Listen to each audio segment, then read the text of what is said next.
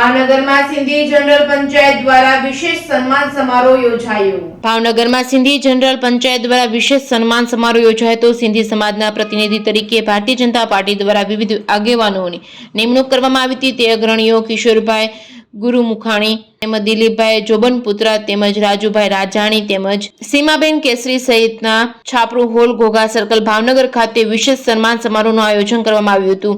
આ વિશેષ સન્માન સમારોહમાં સિંધી સમાજના સંતભાઈ તેમજ દીપક કુમાર તેમજ દુઃખભંજની દેવમા મંદિરના કાનાભાઈ લાલવાણીએ નવનિયુક્ત હોદ્દેદારોને આશીર્વચન આપ્યા હતા અને મુખ્ય મહેમાન તરીકે ભાવનગરના મેયર ભારતભાઈ બારડ તેમજ સાંસદ ભારતીબેન સિંહા, ભાવનગર પૂર્વના ધારાસભ્ય સેજલબેન પંડ્યા, અધ્યક્ષ ભાવનગર શહેર ભાજપ તેમજ ડેપ્યુટી મેયર મીનાબેન પારેખ, દંડક ઉષાબેન તેમજ શહેર ભાજપના પૂર્વ પ્રમુખ તથા સિંધી સમાજના અગ્રણીઓ સહિતના મોટી સંખ્યામાં લોકો ઉપસ્થિત રહ્યા હતા। Reporting by Hiren Bhayani, Bhavnagar.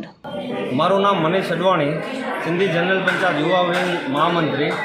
આજનો આ સન્માન સમારોહ ભારતીય જનતા પાર્ટીએ અમારા 4 મહાનુભાવોને વિશેષ જે પદ આપ્યા છે તેની માટે અમે છાપરું હોલ ઘોઘા સર્કલ ખાતે ગોઠવેલ છે, જેમાં અમારી સહયોગી સંસ્થા સિંધી જનરલ પંચાયત, સિંધી જનરલ પંચાયત યુવા વિંગ તથા ભાવનગર સિંધી સમાજ યુવા સંગઠન છે।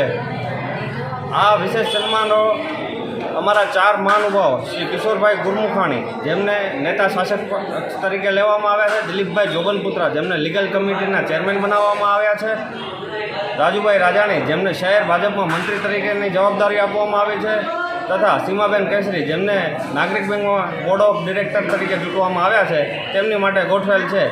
આ સન્માન સમારોહમાં ભારતીય જનતા પાર્ટીના પ્રમુખ શ્રી અભયસિંહ ચૌહાણ, ભારતીય જનતા પાર્ટીના ભાવનગર તથા બોટાદના લોકલાડીલા સાંસદ એવા ભારતીબેન સિંહાડ, ભાવનગર પૂર્વના ધારાસભ્ય સેજલબેન, ભાવનગરના મેયર શ્રી ભરતભાઈ બારડ વગેરે વિશેષ ઉપસ્થિત છે। તેમજ અમારી સિંધી સમાજની અનેક સંસ્થાઓ તથા પંચાયતો આ સન્માન સમારોહમાં ઉપસ્થિત છે। અમારી 100 જેટલી સંસ્થાઓ 4 મહાનુભાવોનું આજે સન્માન કરશે।